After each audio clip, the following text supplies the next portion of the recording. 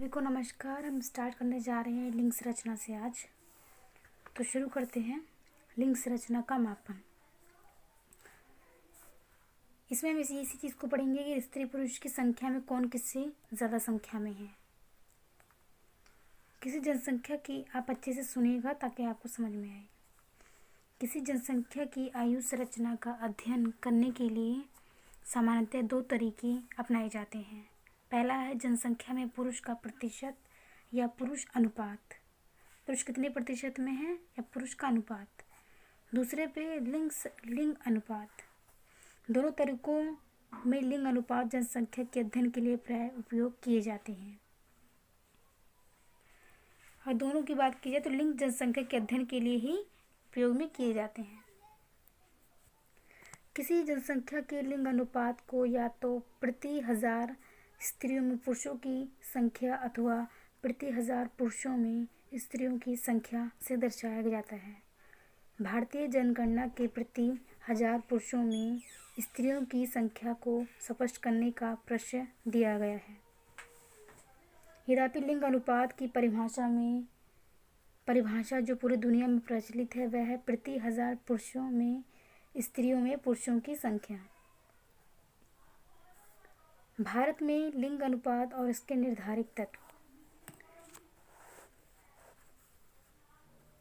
बहुत से देशों में सामान्यतः कुल जनसंख्या का लिंग अनुपात औरतों के पक्ष में है, अर्थात जनसंख्या में पुरुषों की अपेक्षा औरतों की संख्या अधिक है। कहीं न कहीं इसमें गिरावट भी आ जाती है, कभी कभी इसमें बढ़ोतरी भी हो जाती है। तो इस प्रकार इसमें कह सकते हैं कि औरतों की संख्या अधिक है, लेकिन अभी हम आगे पढ़ेंगे तो औरतों की संख्या कहीं पे कम हो जाएगी, कहीं पे अधिक हो जाएगी और उसमें डेट वाइज आपको स्थिति बताई जाएगी। जब परिस्थिति दूसरी होती है अर्थात जब जनसंख्या में औरतों की अपेक्षा पुरुष ज़्यादा होते हैं तब ये आसान माना जाता है। जनगणना उपलब्ध जनसंख्या आंकड़े निर्दिष्ट करते हैं।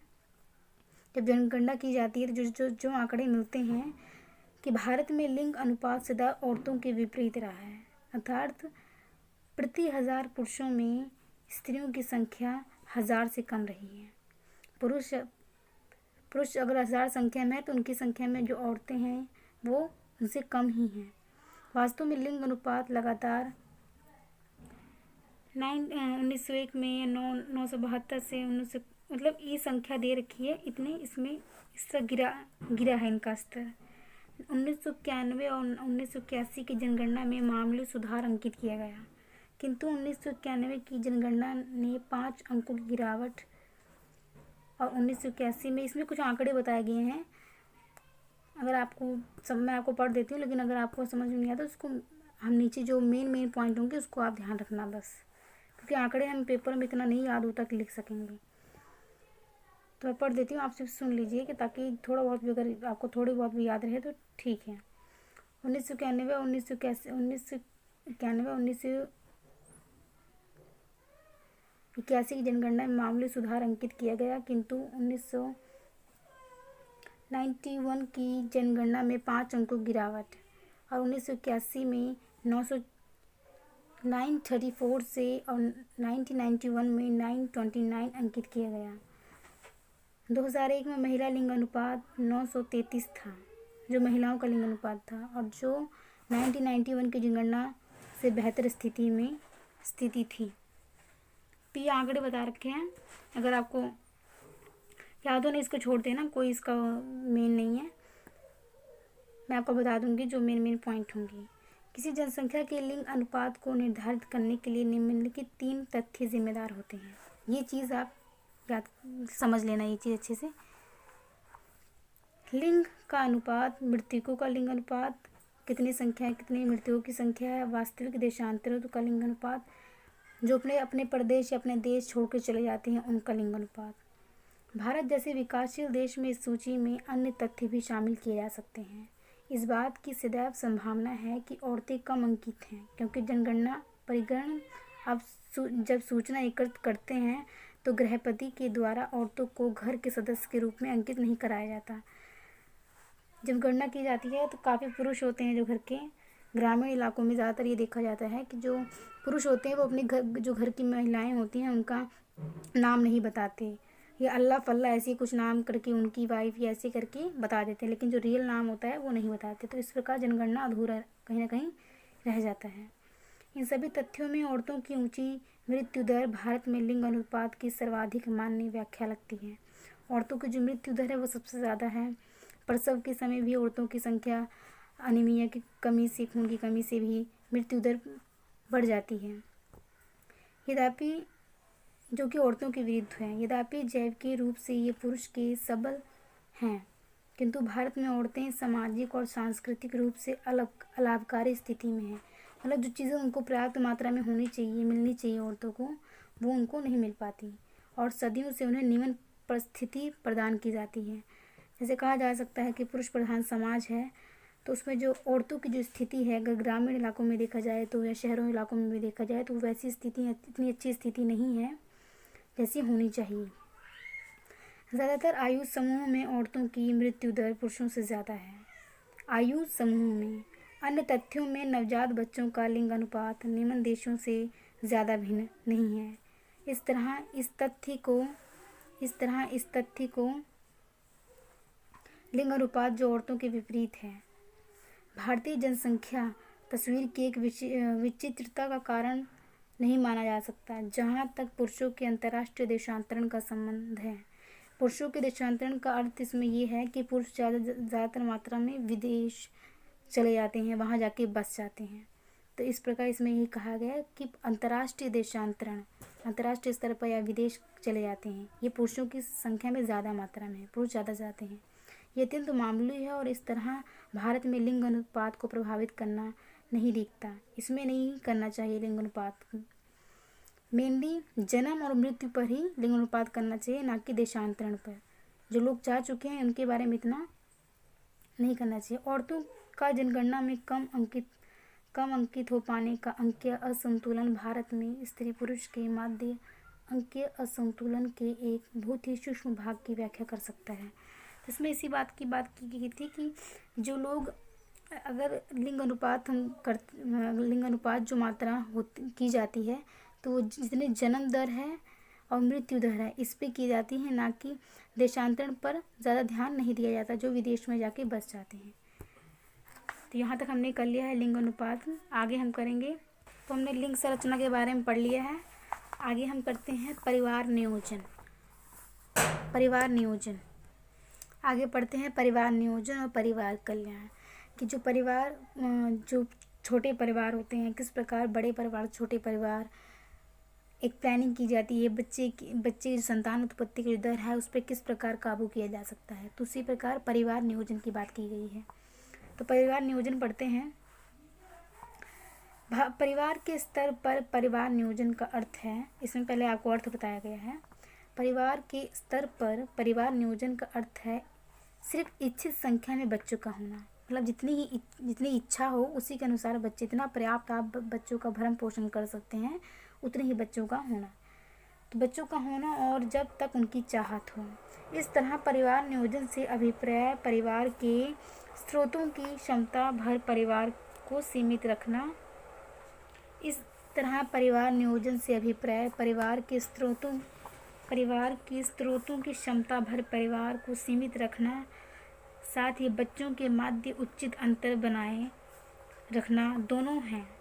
मतलब बच्चों के बीच में एक अंतर होना चाहिए। परिवार नियोजन ये भी ध्यान में रखा जाता है। परिवार नियोजन में प्लानिंग किस प्रकार की जाती है, इस पे बात ज़्यादा मात्रा में इसमें की जा रही है।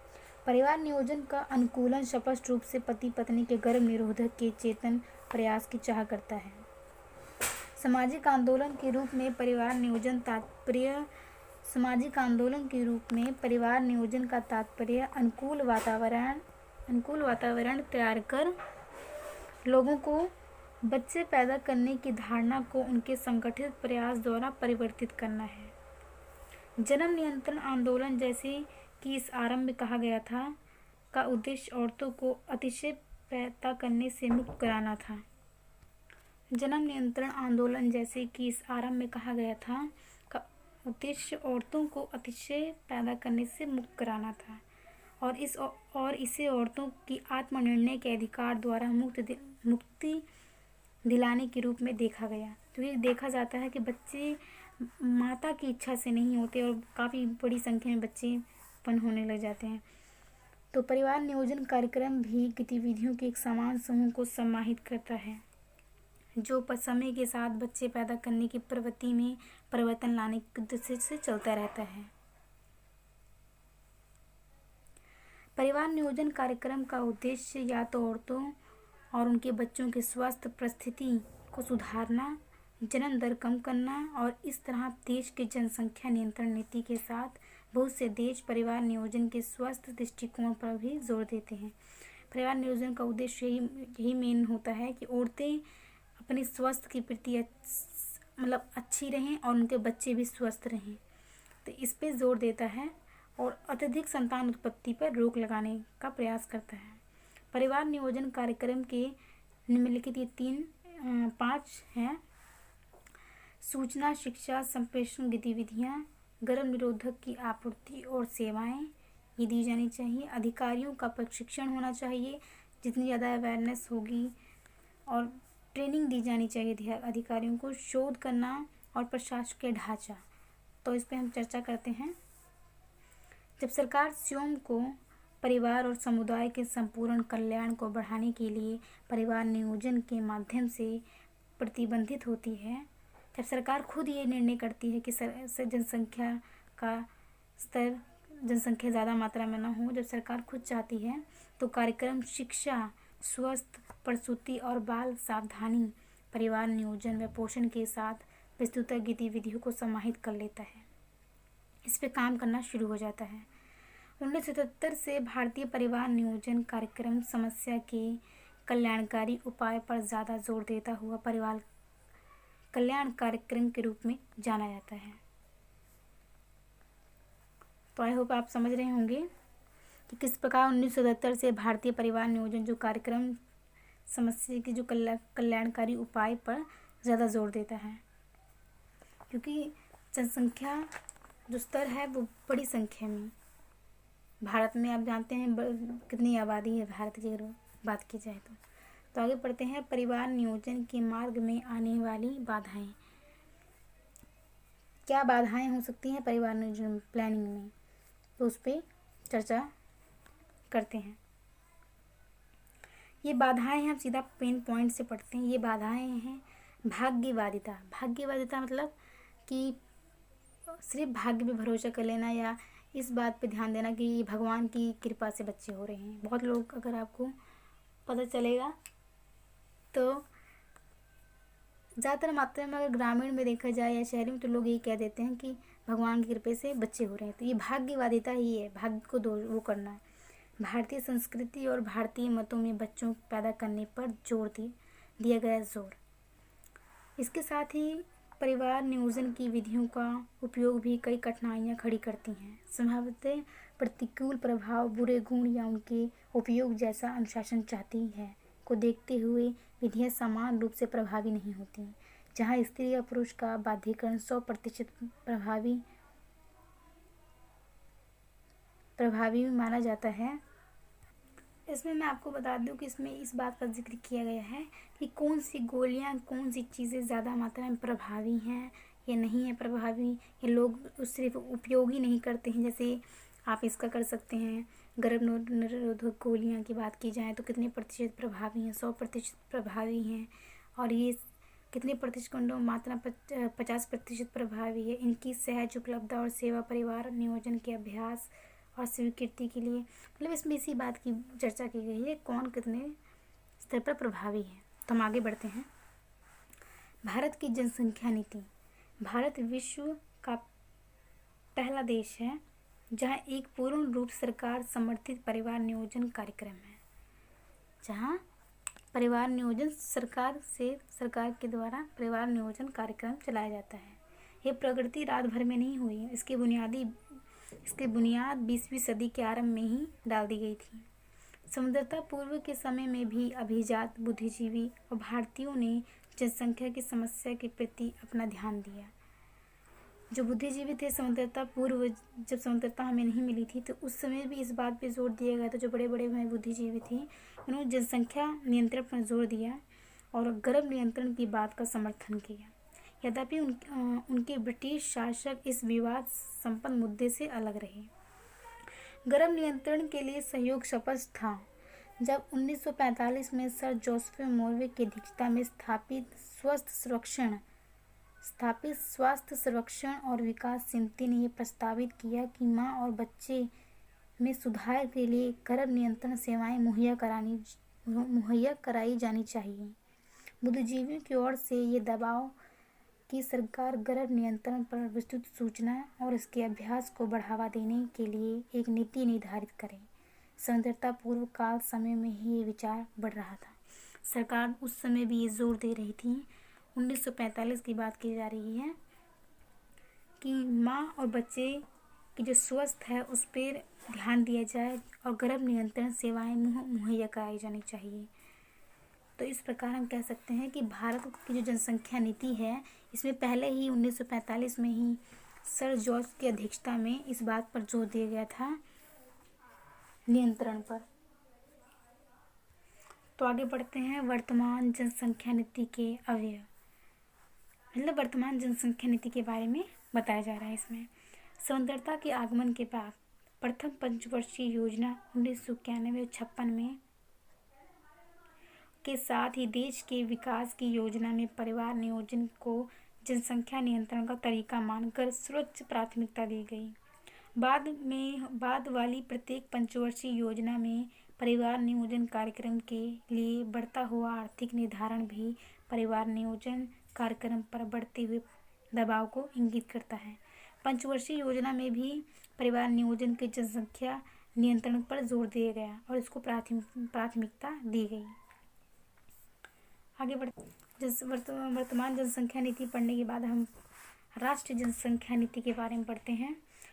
1976 से 1977 तक यद्यपि सरकार द्वारा अधिग्रहित परिवार नियोजन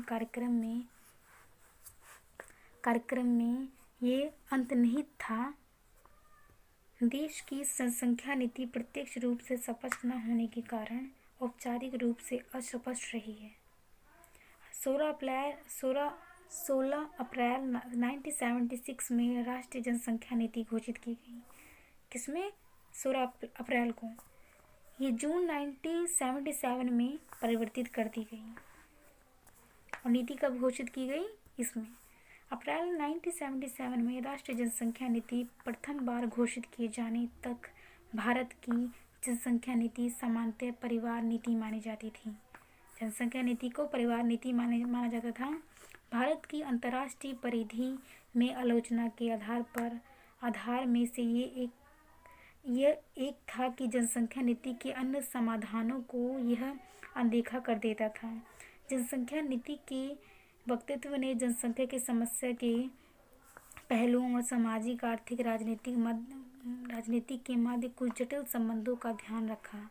इसने जनसंख्या की समस्या के निवारण के लिए समचानी उपायों को समाहित किया, जिनमें से कई परिवार नियोजन से आगे बढ़े। नीति व्यक्तित्व में परिवार नियोजन कार्यक्रम में बेहतरी के उपाय समाहित थी। इसमें इसी बात का जिक्र किया गया है कि उस समय थोड़ी बहुत रुकावट आई, पर यह स्तर चलता रहा जनसंख्या नियंत्रण के लिए। आगे बढ़ते हैं। 29 जून 1977 को निगमित परिवार कल्याण कार्यक्रम नीति का व्यक्तित्व वैसे किसी तरीके को समाप्त करता है जिसमें बाध्यता अथवा दबाव की थोड़ी सी भी गुंजाइश है और समस्या कल्याण उपाय पर जोर डालती है। परिवार नियोजन कार्यक्रम का नाम भी बदलकर परिवार कल्याण कार्यक्रम हो गया, जो सरकार की परिवार और समुदाय की कार्यक्रम के द्वारा संपूर्ण कल्याण बढ़ाने की चिंता को दर्शाता है। तो इस प्रकार इसमें इसी बात की गई है कि जो परिवार कल्याण कार्यक्रम है ये इतने अच्छे स्तर पे काम नहीं कर रहा था। धीरे धीरे सरकार ने इस पे काम किया और इसका नाम भी परिवर्तित कर दिया। परिवार नियोजन को जो कार्यक्रम का नाम था, इसका नाम बदलकर परिवार कल्याण कार्यक्रम कर दिया उन्होंने। इस प्रकार परिवार और समुदाय के जो कार्यक्रम थे उसकी सरकार को भी चिंता हुई और उन्हें इसमें विकास करने की कोशिश की। आगे पढ़ते हैं। 1976 में घोषित राष्ट्रीय जनसंख्या नीति द्वारा निर्मित उपायों को बरकरार रखा गया है। आगे पढ़ते हैं। विवाह के लिए कानून निमंत्रण निर्धारित उम्र को बढ़ाकर लड़कियों के लिए 18 वर्ष और लड़कों के लिए 21 वर्ष करना। 2001 तक 1971 की जनसंख्या रखना हर परिस्थिति जहां जनसंख्या राज्य के साथ केंद्रीय स्रोतों की साझेदारी में कारक है तथा राज्य की योजनाओं के लिए केंद्रीय सहायता का आवंटन, करों और शुल्क की सहायता राशि का हस्तांतरण, राज्य की योजनाओं को दी जाने वाली 8% केंद्रीय सहायता के सिद्धांत के रूप से उसके परिवार कल्याण कार्यक्रम के साथ जोड़ दिया जाना। और चौथे में था औपचारिक स्कूली शिक्षा में जनसंख्या शिक्षा को जोड़ दिया जाना। परिवार कल्याण कार्यक्रम को हर माध्यम का उपयोग कर लोकप्रिय कराने की योजना बनाई गई। मतलब ये सारी योजनाएं सरकार के द्वारा शुरू की गई, जिसमें शादी विवाह से लेकर बच्चे की गर्भ निरोधक उम्र हर चीज़ को ध्यान रखा गया। परिवार कल्याण कार्यक्रम को हर माध्यम का उपयोग और लोकप्रिय बनाने की कोशिश की गई कि जितनी ज़्यादा अवेयरनेस होगी लोगों में उतनी ज़्यादा इस पर कार्य हो सकेगा। कार्यक्रम को लागू कराने में समाजसेवी संस्थाओं की सहभागिता, औपचारिक और अनौपचारिक माध्यम के द्वारा औरतों का शैक्षणिक स्तर बढ़ाना, चाहे औपचारिक हो, औपचारिक अर्थ है अगर उनको एक नियम एक उसमें सिखाया जाता है, और फॉर्मल कह सकते हैं और अनफॉर्मल कह सकते हैं। तो औपचारिक और अनौपचारिक दोनों माध्यम से औरतों को शिक्षा, मतलब औरतों को सिर्फ अवेयरनेस इस पर जोर दिया गया दोनों स्तर पर। नीति व्यक्तित्व ने यह भी घोषित किया कि सरकार प्रजनक जैविकी और गर्भ निरोधक के क्षेत्र में होने वाले शोध पर विशेष ध्यान देगी। तो आप ये समझ रहे होंगे। आगे बढ़ते हैं। राष्ट्रीय जनसंख्या नीति, इसमें इसी बात पे अगर आपने ध्यान सुना होगा तो आपको पता चल गया होगा। इसमें इस बात कही गई थी कि लड़कियों की उम्र, शादी लड़कों की उम्र कितनी होनी चाहिए। आगे इसमें बताया गया किस प्रकार माता और बच्चे पे भी ध्यान रखना चाहिए। औरतों में चाहे औपचारिक हो या अनौपचारिक हो अवेयरनेस फैलाना बहुत ज़रूरी है, तभी नियंत्रण लाया जा सकता है संतान उत्पत्ति की।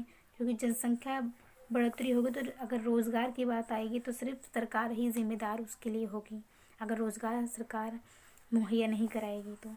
इस प्रकार सरकार ने इस पर ध्यान दिया कि जनसंख्या नियंत्रण पर उन्होंने ज़्यादा से ज़्यादा ध्यान देने की कोशिश की और कई नीतियाँ उन्होंने बनाया। राष्ट्रीय जनसंख्या नीति। अब राष्ट्र की जनसंख्या नीति क्या थी? 2000। भारत ने वर्ष 2000 में एक नई राष्ट्रीय जनसंख्या नीति बनाई। इसमें वर्ष 2010 तक कुछ सामाजिक और जनसांख्यिक लक्ष्य प्राप्त करने का लक्ष्य रखा गया, जिसके फलस्वरूप वर्ष 2045 तक जनसंख्या स्थिरता की स्थिति प्राप्त की जा सकती है। जनसंख्या को एक हिसाब से स्थिर कर दिया जाएगा, एक हिसाब से लिमिट प्राप्त की जा सकेगी। इस नीति में अब तक प्राप्त न किए जा सके कुछ महत्वपूर्ण मुद्दों की पहचान की गई, जैसे कि गर्भ निरोधक स्वास्थ्य सेवा आधारित संरचना, प्रशिक्षित स्वास्थ्य कार्मिक और निम्नलिखित हस्तक्षेप सहित एकीकृत सेवा की समृद्धि। मतलब अभी भी कहीं ना कहीं जो सेवाएं दी जा रही हैं गर्भ निरोधक के स्वास्थ्य प्रति, तो इतनी अवेयरनेस नहीं है, लेकिन उस पर काम किया जा रहा है। प्रशिक्षित जो स्वास्थ्य सेवाएं हैं वो अभी भी कार्य कर रही हैं, तो उसके बारे में आगे पढ़ते हैं। पॉइंट्स दे रखे हैं किस प्रकार। सामुदायिक स्वास्थ्य केंद्र, प्राथमिक स्वास्थ्य केंद्र, उपकेंद्रों को मजबूत बनाना। अगर ये मजबूत होंगे तभी हमारे उसके भारत का या जो जनसंख्या उस पर नियंत्रण लाया जा सकता है, जब ये अपना विकास अच्छे ढंग से करेंगे तब। तो सामुदायिक स्वास्थ्य केंद्र, प्राथमिक स्वास्थ्य केंद्र और उपकेंद्रों को मजबूत बनाना। आगे पढ़ते हैं। दूसरा पॉइंट, स्वास्थ्य कार्मिकों और स्वास्थ्य देखभाल प्रदान करने वालों की दक्षता में वृद्धि। स्वास्थ्य देखभाल करने और जो कर्मचारी हैं, मेन चीज़ होता है एक जो भी पेशेंट हो उनकी किस प्रकार की देखभाल की जा रही है, इस पे ज़्यादा ध्यान देना। आगे पढ़ते हैं। संबोधित नहीं, संबंधित सामाजिक क्षेत्र कार्यक्रम के कार्य में समरूपता, अभिरूपता लाना, जिससे परिवार कल्याण कार्यक्रम को परिवार कल्याण पर केंद्रित किया जा सके।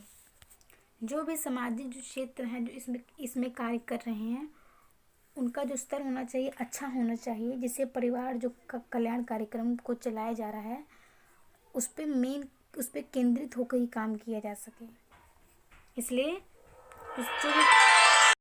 तो करते हैं, चलती फिरती स्वास्थ्य क्लिनिक और परामर्श सेवाओं द्वारा मूलभूत पुनः उत्पादक और बाल स्वास्थ्य सेवाओं को विस्तार कर गांव और परिवार स्तर पर आवश्यक सेवाओं को एकीकृत करना तथा निजी चिकित्सीय व्यवसायों की सेवाओं को प्रमाणिक बनाने की संभावना का पता लगाना और लाभार्थी समूह की पहचान कर उन्हें ये सेवाएं प्रदान करना।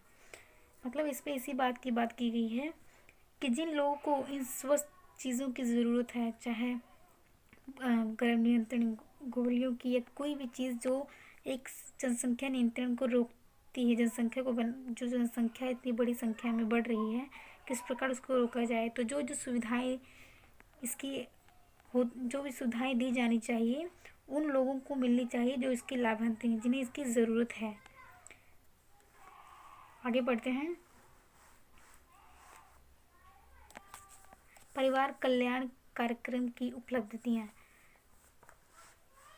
कि जो उपलब्धियां हुई हैं। देश में मार्च 1989 तक परिवार नियोजन की विधियों द्वारा सुरक्षित किए गए दंपतियों की संख्या 64.79 मिलियन आंकी गई थी, जो अनुमानतः 138.9 मिलियन सक्षम दंपतियों की 46.7% थी।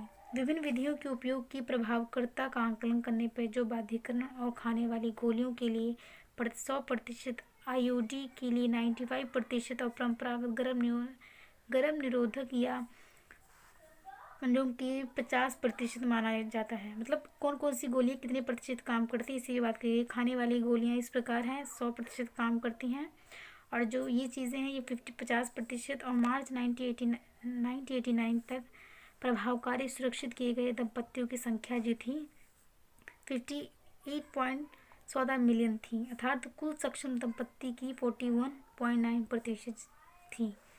बाध्यकरण सर्वाधिक स्वीकृति एवं व्यापक विधि है। इसको रोकने के लिए सर्वाधिक स्वीकृति और व्यापक विधि है जो 29.8% सक्षम दंपतियों को सुरक्षित करती है। जो भी दवाइयाँ हैं किस प्रकार सुरक्षित करती है, पूरे सक्षम दंपतियों में से 5.9% आईयूडी के द्वारा पूरी तरह सुरक्षित किए जाते हैं।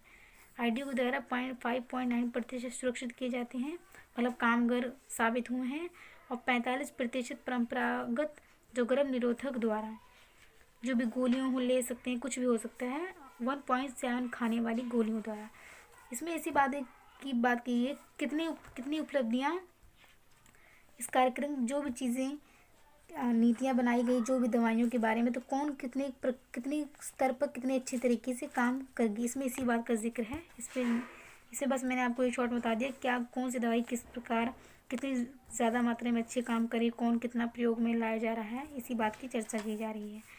तो हमने ये चैप्टर यहाँ कंप्लीट कर लिया है, क्योंकि इसमें पॉइंट्स दे रखे हैं। आपको शायद इतना क्लियरली समझ में नहीं आया कि आंकड़े दे रखे हैं 1987 में 88 के आंकड़े ये बताते हैं। इस प्रकार इसमें आंकड़े दे रखे हैं, तो आप मेनली ये याद रखना कि अगर आप ये भी याद कर लेते हैं कि जो परिवार कल्याण के जो कार्यक्रम थे वो किस प्रकार स्टार्ट हुई, किस प्रकार कौन सी गोलियां कितने प्रतिशत काम करती हैं, कौन सी गोलियां कितने प्रतिशत कार्य नहीं करती, वैसे खाने वाली गोलियां 100% कार्य करती हैं, और दवाइयाँ जो हैं किस प्रकार काम करती हैं, तो उन चीज़ों के बारे में बताया गया है इसमें। तो हमारा चैप्टर, और हम यही स्टॉप करते हैं, हमारा चैप्टर ये कंप्लीट हो चुका है। तो हमारा चैप्टर यहाँ पे कंप्लीट हो चुका है, बस हम थोड़ा सा पॉइंट आगे पढ़ लेते हैं जो मेन है बस। इससे परिलक्षित होता है कि सामान्यतः औरतों की सर्वाधिक प्रजनन अवधि 29 वर्ष बीत जाने और दंपति के द्वारा सरकार द्वारा प्रतिपादित 2 बच्चों की सीमा पार कर जाने के बाद ही परिवार नियोजन स्वीकार किया जाता है। आगे करते हैं, परिवार नियोजन की उपलब्धियां। परिवार नियोजन की उपलब्धियों में अंतर्राज्यीय विभिन्नताएं भी देखी जा सकती हैं। गुजरात और हरियाणा, हिमाचल प्रदेश, कर्नाटक, महाराष्ट्र, तमिलनाडु, पंजाब जैसे राज्यों और केंद्र शासित प्रदेशों जैसे दादर और नगर हवेली, दिल्ली और पांडुचेरी का प्रभावी रूप से सुरक्षित किए गए दंपतियों की संख्या अखिल भारतीय औसत से ज़्यादा है। दूसरे सभी राज्यों प्रभावी रूप से सुरक्षित किए गए दंपतियों की संख्या भारतीय औसत से कम अंकित की गई। इसका उपवाद मात्र आंध्र प्रदेश है, जहाँ 25 अखिल भारतीय औसत के समान है। मतलब ये कह सकते हैं इन्होंने ज़्यादा मात्रा में जो राज्य बताए गए, इसमें जो संख्या है दंपतियों की वो ज़्यादा कारगर साबित हुई है इन मामलों में। तो आगे बढ़ते हैं, और इसमें मात्र आंध्र प्रदेश एक है अपवाद की स्थिति में बात की जाए तो। बढ़ते हैं, बदलती प्रवृत्तियाँ। ये स्पष्ट है कि परिवार कल्याण कार्यक्रम आपदाकाल के बाद लगे धक्के से धीरे धीरे उभर रहा है, जिसके दौरान चौंकाने वाले परिणामों की आशा में कुछ दबाव होने की विधियाँ अपनाई गई हैं। देश के दूरगामी लक्ष्य प्रतिस्थापन स्तर की एकता, जनसंख्या लक्ष्य को राष्ट्रीय स्वास्थ्य नीति के हिस्से के रूप में प्रस्तुत की गई है, जो 2000 ईस्वी तक 21 प्रति हजार जन्म संख्या की दर और 60% प्रभावी सुरक्षा दर प्राप्त कर लेना है। 7वीं योजना उससे संबंधित है, जो लक्ष्य प्राप्त करने की है वे हैं 29.1 स्थूल जन्म दर और 42% प्रभावी दंपति सुरक्षा। तो जो भी स्थितियाँ बदलती गई आगे किस प्रकार उसमें स्वास्थ्य की प्रति और जिन्होंने अपने स्वास्थ्य पर ध्यान नहीं दिया उन पे किस प्रकार सरकार ने दबाव डाला, अवेयरनेस फैलाया, इस बारे में इन्होंने बताया। तो आगे हमारे चैप्टर यहाँ पे समाप्त होता है। आगे हम नेक्स्ट चैप्टर लेकर आएंगे। इसमें हमने ये सब चीज़ें पढ़ा, दंपतियों परिवार नियोजन के बारे में पढ़ा कि परिवार को किस प्रकार कंट्रोल किया जा सकता है। तो हमारा चैप्टर यहाँ पे ख़त्म हो चुका है। नेक्स्ट हम लेकर आएंगे, नेक्स्ट चैप्टर हम लिए क्वेश्चंस दिए गए हैं। नेक्स्ट हम चैप्टर लेकर आएंगे देशांतरण, जो बहुत ही आसान चैप्टर है। तो यही समाप्त करते हैं वीडियो। Thank you.